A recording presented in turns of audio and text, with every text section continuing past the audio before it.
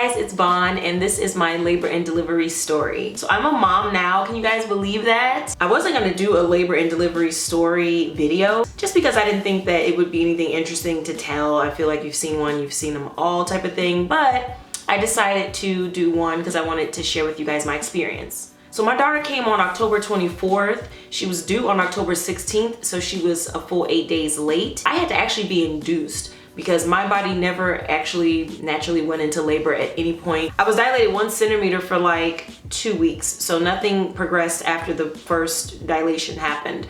So that's why my doctor recommended that I get induced. So there are 2 phases to the labor induction. The first phase is dilating the cervix. So in my case, my doctor prescribed to me a crib, also known as a balloon. It's basically a device that they insert into the cervix, and then like a balloon, I think it's like latex and everything, it blows up over time, basically physically forcing the cervix to open or to dilate. So I got that done, and then so many hours into that thing, they put you on a medication called Pitocin, which basically makes your uterus contract. So I got both of those. I had heard horror stories about being induced and I was really afraid and I thought it was gonna be this horrible experience.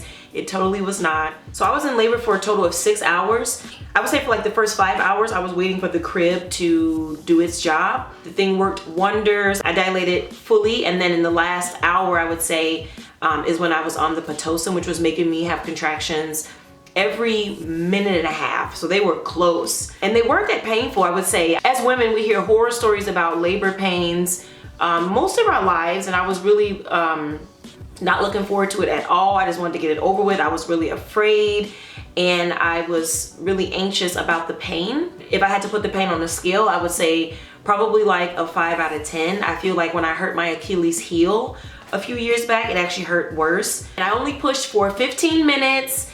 I was really happy about that, and so were my doctors who were in there. And as soon as she came out, she was reaching for me and she was screaming and crying, and as soon as they put her on me, that skin to skin, she completely stopped crying. She was so calm and relaxed, and it was the most amazing experience. I wouldn't have changed anything about my delivery. The contractions were painful, but they were necessary in order to give birth, and so I appreciate those contractions. Like every piece of that experience I appreciate, and I would not have changed any of it. It was amazing. I feel so grateful to have experienced it. So who was there with me for my deliveries? So I wanted to keep a very intimate group. I did not want no bunch of people. I didn't want no aunties and uncles and all that stuff. I wanted to keep it very, very intimate. Everyone who was there for a very specific reason. It was only my mom, my youngest sister Alex, my husband, and then Alex's boyfriend sort of showed up, but he spent most of the time in the waiting room, but he was there for her moral support, so couldn't say no to that. But my mom was there because my mom is an incredible woman. She's incredibly experienced when it comes to anything dealing with parenthood and being a mother. My mom is the best. My husband was there, obviously, for obvious reasons. And then Alex was there for moral support for me. But Alex is very like a laid back kind of personality. She's extremely, extremely helpful. She was there documenting the whole thing. She was filming, she was taking pictures. She was being like the little gopher, like running and getting things. She was being incredible. So I needed her there. So I gave birth at Northwestern Memorial Hospital. I would highly recommend Northwestern. They took care of me to the fullest. I mean, from all of my prenatal care up until the day I gave birth, the days beyond that, just an incredible team. Like even all the little details, like just giving me advice and looking after me, and even just the food service there. It's not like a regular hospital where they just like bring you food on schedule and you can either eat it or not, it doesn't matter. No, they have it set up like room service, like at a hotel. There's a menu, you order, and the food comes on demand. So when you get ready to eat, you order your food, and they actually have really good food too. Like I did not sleep almost at all when I was at the hospital. I was awake for 36 hours straight because I could not sleep. Like when I first had her and they took me up to my room, I just wanted to look at her all night. I could not sleep. And just getting to know her, I just couldn't sleep. And I was like, forget it, I'll sleep another time. Like, I'm just gonna stay awake with her. So since my delivery was planned, it was scheduled because it was being induced, I had a chance to have everything with me that I needed. So it wasn't one of those sort of emergency trips to the delivery room. Like I had my bag at the door, like waiting, like it was scheduled. It was at 10 o'clock a.m. I need to be at the hospital to start my induction process. So I had everything I needed, so that was good. In fact, by it being scheduled, it was a little bit less stress on me because it's like I knew exactly when I was going to be giving birth. So that was the bright side of things. The downside was that I was really anxious in terms of fear of the unknown because it seemed like a really unnatural process and I was really scared. So there were pros and cons to being induced. My hospital bag, I used just about everything that was in there. So if you guys saw my What's in My Hospital Bag video, I used just about everything that I brought. Some of you guys had some jokes for me. Oh, I know you're not gonna use makeup, you're not gonna use your razor. I used all that. In fact, we took pictures at the hospital, so I was really glad I brought my makeup. And I wanted to be cute. I mean, I didn't want to be walking around with like bags under my eyes and all that. I was glad I brought my makeup, especially being up for 36 hours straight like that. The concealer came in handy. I would say the one thing though that I did not bring that I should have brought, and you guys told me to bring it, but I didn't believe you, and that was Depends adult diapers. You guys, anyone who is expecting, you need to listen to me. You need to bring Depends. Like seriously, I wish I had some. I just didn't realize there could be that much bleeding. So I would say totally bring those. It'll give you a peace of mind. You'll be way more comfortable. I would say out of everything that I brought, that's probably the most important thing you can bring with you to the hospital, and I'm not even kidding. So my delivery overall was very pleasant. I had my mom, my sister, my husband, and they were just really entertaining me and keeping me just good conversation, keeping me sort of distracted from the pain of the contractions and just being good company. I just feel like when you go into labor, you should have people there with you who are going to uplift your spirit and encourage you and motivate you. I mean, I'm pretty good with handling pain. Like I feel like I kind of have like a pretty decent tolerance, but not everyone's like that. And so you may need people around you that'll just feed you that good energy. And I had the best like delivery room setup. Like it was really cool. My spirit was in a really good place. When Anne arrived, it was just so incredible. Like I can't even describe the feeling to you guys. Like it was so amazing. Like all of the struggles of having hyperemesis, gravidarum, all those months, it all just went away when I saw her.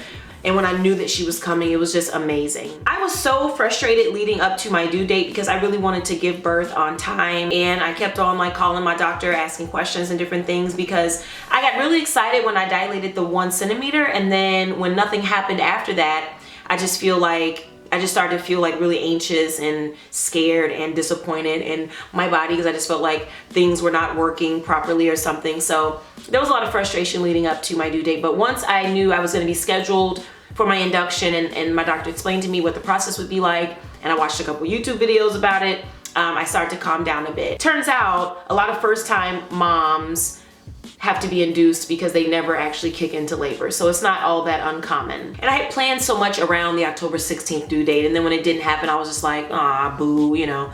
Like I planned my maternity leave like around that date and everything. So that threw it off a little bit, but not too much. And speaking of my job, for those of you who are curious, I am working from home right now. I've been working from home now for a couple of months and I'm not sure how much longer I'll be doing that, but I'm just not ready to, I was ready to go back to work, obviously, mentally and everything, but I was not ready to have Anne be like cared for by somebody else yet. So as far as my recovery and everything, it's been uneventful. Like everything has been really smooth. I was in a lot of pain after giving birth. So like the actual giving birth part was like its own like level of pain. But then like for me, the recovery part was worse than the actual delivery. So you guys know I worked out a little bit during my pregnancy, a very, very mild sort of workout, just like some light cardio and squats and that kind of thing, just trying to keep my muscles up.